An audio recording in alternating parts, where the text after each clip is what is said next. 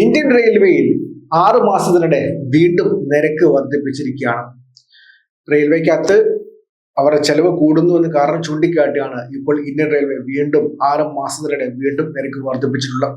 5-6 വർഷത്തിന് ശേഷം കഴിഞ്ഞ 6 മാസം മുൻപെയാണ് ആദ്യമായിട്ട് 5-6 വർഷത്തിന് ശേഷം ആദ്യമായിട്ട് നിരക്ക് വർദ്ധിപ്പിച്ച്, എന്നാൽ ഇപ്പോൾ വീണ്ടും 6 മാസത്തിനുള്ളിൽ വീണ്ടും റെയിൽവേ നിരക്ക് വർദ്ധിപ്പിച്ചിരിക്കുകയാണ്. ഈ നേട്ടം കൊണ്ട് ഏകദേശം 600 കോടി രൂപയുടെ അധിക വരുമാനം ഉണ്ടാകുമെന്നാണ് റെയിൽവേ ഇപ്പോൾ വ്യക്തമാക്കിയിട്ടുള്ളത്. വന്ദേ ഭാരത് ട്രെയിനുകൾ അതുപോലത്തെ മറ്റ് ഡെവലപ്മെന്റ് ഐറ്റംസ് വന്നതുകൊണ്ട്, പുതിയ വികസന സാധ്യതകൾ വന്നതുകൊണ്ട് അതിന്റെ ചെലവ് ഇപ്പോൾ കൂടുതലും കണക്കാക്കാൻ പറ്റുന്നില്ല. അതിനകത്ത് തന്നെ ഈ ഇപ്പോഴത്തെ വരുമാനം കൊണ്ട് ആ ചെലവിനകത്ത് നിൽക്കുന്നില്ല എന്നുള്ളതുകൊണ്ട് ടിക്കറ്റ് നിരക്ക് വർധനവല്ലാതെ മറ്റൊരു വഴിയില്ല എന്ന് പറഞ്ഞാണ് ഇപ്പോൾ റെയിൽവേ ടിക്കറ്റ് നിരക്ക് വർദ്ധിപ്പിച്ചിട്ടുള്ളത്. ടിക്കറ്റ് നിരക്ക് ഒറ്റ നോക്കുകയാണെങ്കിൽ 500 കിലോമീറ്റർ യാത്രയ്ക്ക് കൃത്യം 10 രൂപയുടെ വർധനമാണ് ഇപ്പോൾ വന്നിട്ടുള്ളത്. മാത്രവുമല്ല മെമു, പാസഞ്ചർ ട്രെയിൻ തുടങ്ങിയവയ്ക്ക് 215 കിലോമീറ്റർ കൂടുതലുള്ള യാത്രയെങ്കിൽ ഓരോ അധിക കിലോമീറ്ററിനും 1 പൈസ വീതം അധികം നൽകണമെന്നാണ് പുതിയ കണക്ക്. മാത്രമല്ല മെയിൽ, എക്സ്പ്രസ് ട്രെയിനുകൾക്ക് ജനറൽ അടക്കം ഓരോ ക്ലാസ്സുകളിലും 1/2 കിലോമീറ്ററിനും 2 പൈസ വീതം അധികം കൂടുന്നുണ്ട്. എല്ലാ AC കോച്ചുകളിലും എല്ലാ ട്രെയിനുകളിലും AC കോച്ചിനും കിലോമീറ്ററിന് 2 പൈസയാണ് വർദ്ധിക്കാൻ പോകുന്നത്.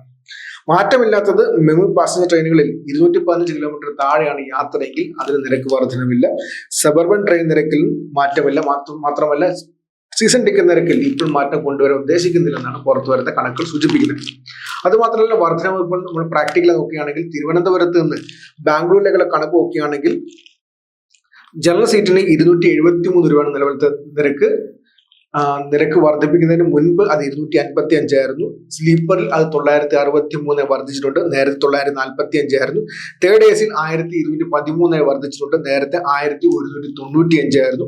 സെക്കൻഡ് AC 1723 വർദ്ധിച്ചിട്ടുണ്ട്, നേരത്തെ 1705 ആയിരുന്നു. തിരുവനന്തപുരം ബാംഗ്ലൂർ സെക്ടറാണ് സംസ്ഥാനത്തെ ഏറ്റവും തിരക്കേറിയ സെക്ടർ. അവിടെ ഇത്ര വലിയ വ്യത്യാസമാണ് വന്നിട്ടുള്ളത്. ഏകദേശം 1705 ആയിരുന്ന സെക്കൻഡ് AC 1723 മാറിയിട്ട് 18 രൂപയുടെ വ്യത്യാസമാണ് വന്നിട്ടുള്ളത്.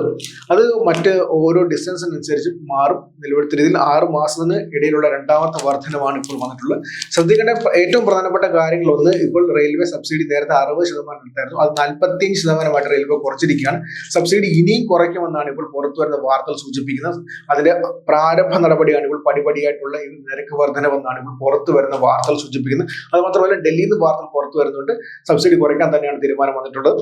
ഇപ്പോൾ റെയിൽവേയുടെ വരുമാനത്തിന്റെ വലിയൊരു ഭാഗവും വരുന്നത് ഇപ്പോൾ ഇതുപോലെ ടിക്കറ്റ് നിരക്കിൽ തന്നെയാണ്. പക്ഷേ വന്ദേ ഭാരത് ട്രെയിനുകൾ, പുതിയ റെയിൽവേ ലൈനുകൾ, പുതിയ റെയിൽവേ പാലങ്ങൾ, അതുമാത്രമല്ല റെയിൽവേയുടെ ലൈനിന്റെ പുതിയ അറ്റകുറ്റപ്പണികൾ, റെയിൽവേ ലൈനിന്റെ വേഗത കൂട്ടുന്ന പണികൾ, അതിനുള്ള ചെലവ് വളരെ ക്രമാതീതമായി വർദ്ധിച്ചിരിക്കുകയാണ്. അത് വ്യക്തമായി ബാലൻസ് ചെയ്തു പോകാൻ, അത് വ്യക്തമായി ടാലി ചെയ്തു പോകാൻ വേണ്ടി ഇപ്പോൾ റെയിൽവേ മന്ത്രാലയത്തിന് നിരക്ക് വർധനവല്ലാതെ മറ്റൊരു വഴിയില്ലെന്നാണ് ചൂണ്ടിക്കാട്ടുന്നത്.